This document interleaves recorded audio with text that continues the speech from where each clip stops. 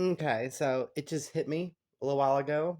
I was watching a video on Brian Keating's channel, and with this panel, it had this panel of scientists, and I was sitting there and I was like, and I was thinking about dimensional existence and the logical progression of time, and it finally hit me. So we had the video here for you now for that. So what it's going to be is they have what do you call it? Let's see if I can make my phone stand up here. No, I'm not gonna be able to make it. We'll do that. I don't think.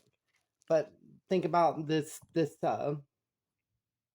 So I came up with concepts for time, for in dimensional time, and think about it logically. So let's think about the 3+1 system that we have: space, and then the fourth one's time. Well, time, all time exists at once in the fourth dimension. In the actual, if there's a solid fourth spatial dimension, which we have logical proof for, then all time exists at once in it. Okay, so and we have the logical proof in the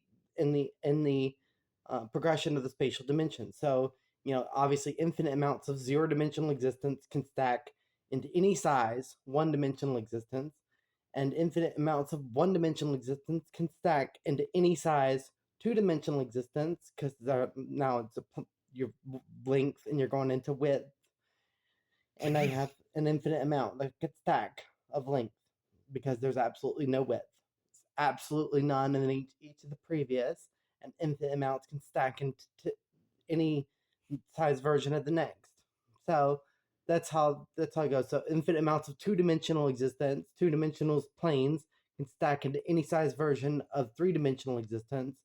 And so following the logical progression that we've established here, this established pattern of more than two, we have three things here showing a, a trajectory. Following that, we can continue the pattern, and so now we understand that uh, we should have, if the third dimension is the highest spatial dimension, which it's obviously not, because of time. All time exists outside here, so is infinite three-dimensional universal potentiality can stack into any size four-dimensional existence. So infinite amounts of time can go, time in all time that's ever existed, infinite amounts of three-dimensional spatial potentiality can stack into any size four-dimensional existence. So if there's a fourth spatial dimension, then it is more solid, you know. So now all you have to do is run it back and look at the scales here. So now that you know that the fourth dimension is time, and infinite amounts of it can stack into, infinite amounts of three-dimensional existence can stack in. So if we go back to what to one dimensional, the time dimension for the first dimension is two-dimensional. Okay, so it is the second dimension, and for two, it is three-dimensional. So if we look at two-dimensional time is three-dimensional. Okay, so that's the last previous step up, and so now we go into what three-dimensional time is four-dimensional. So that's how that progresses, and then four-dimensional time is five-dimensional. So that's how you get to keep doing the the chain. So I wanted to put that out there. It's a very important video here. This is brand new. Just came to me, and I finally figured it out. It just makes the most logical sense. It's right there. It's right there the whole time. Is staring us in the face with the simple logical um, conclusion of how that works. And so the fourth dimension is actually a spatial one. Time is actually um, a we shouldn't see time. Time should be no more at the end of the line, at the very top dimension. But as we see, all goes down to zero and all returns back. So it it is, toroidal. It is all sorts of different uh, parameters, but those are in different dimensions. And yeah. Anyways, that's a very important video. And so we're going to couple this with ideals of three-dimensional uh, black holes. So we separate the dimensions on the black holes. So now we have three-dimensional black holes, we have two-dimensional black holes, and one-dimensional black holes. And so each one can interact with all different types of matter. And so the three-dimensional black holes will make dark matter, and the two-dimensional black holes and the one-dimensional black holes will make dark energy. So that's why we see, 2 to 1 of dark energy to dark matter, is because and that's an observation that my system can make, is a prediction that it can make, is that we will see two different forms of dark energy one day. One day we'll see two forms of dark energy. We'll see the two-dimensional dark energy and the one-dimensional dark energy. So and that's the great thing about string theory, is that string theory ties all this together, because string theory is the most solid structure, because the simple fact that you can have dimensional states and you can have membranes in different dimensions. So if you have a three-dimensional string membrane, which is like a loop, and let's say this goes through a three-dimensional black hole, well, that membrane gets torn, and it gets turned into like a worm. It's a straight worm now, and now it's like wiggly worm.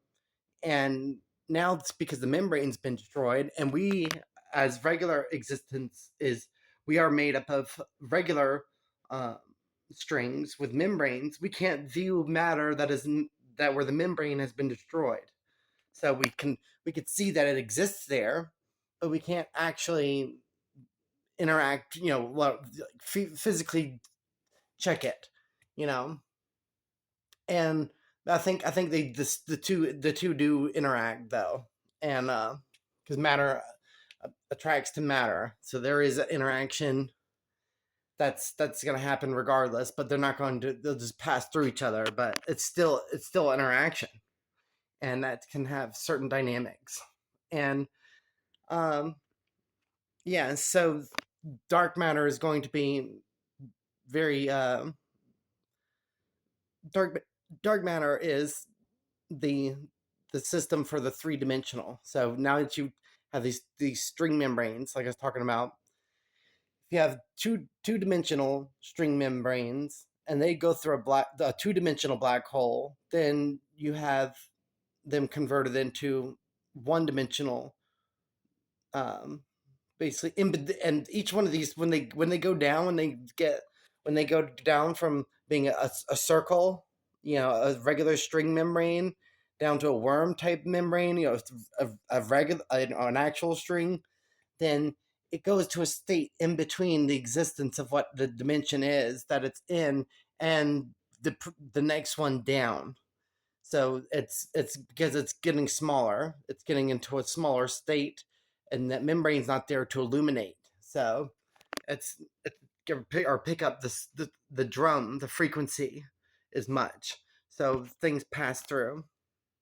Um, and so you you'll have these you have the system, because that's the beauty of string theory, is that this system works to help describe dark matter and dark energy, and we do it dimensionally and logically with the dimensions, based off of the entire system, all the way down to the most simplistic root of the problem.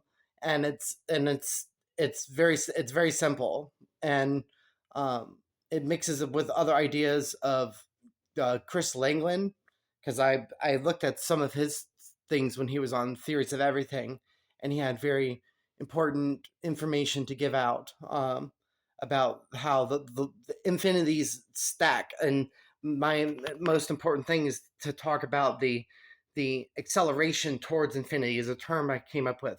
Is that we have different infinities, and different infinities have values of their acceleration towards infinity up. How fast can you blast up? How fast can you blast the compute up, up, up, up, up? And what's your acceleration towards infinity? Well, how high can you ram it? How high can you ram it? How fast can you ram it all the way up? And that's your level of acceleration towards infinity. And each logical progression of the spatial dimensions has a different acceleration towards infinity, because infinite amounts of the previous dimension could stack into any size version of the next dimension. So so the fact that we observe the our three-dimensional universe, which should be spherical, because if it's evenly distributed in matter from a big bang, it should be spherical, but we observe it as flat. That means it's being compressed into a three-dimensional manifold, and that's the property of how it would do it. And as we go up, it would be in the 4 dimensions, it would change into a different shape, and with each dimensional change, it changes to a different shape.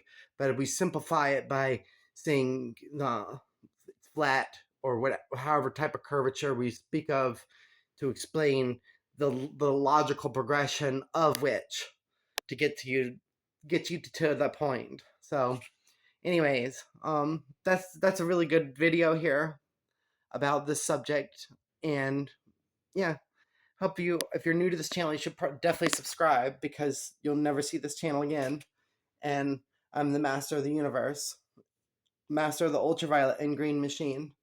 So yes, I'm a soul time traveler too. This body was prematurely abandoned, and we took it over, so it's still good.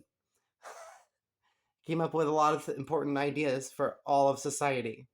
So here's my information given to the world, 100% for free, open source, everything, all my ideas and concepts. So that one just came to me, so I'm sharing that with the world. Anyways, love you all. See you all in the next video. Bye.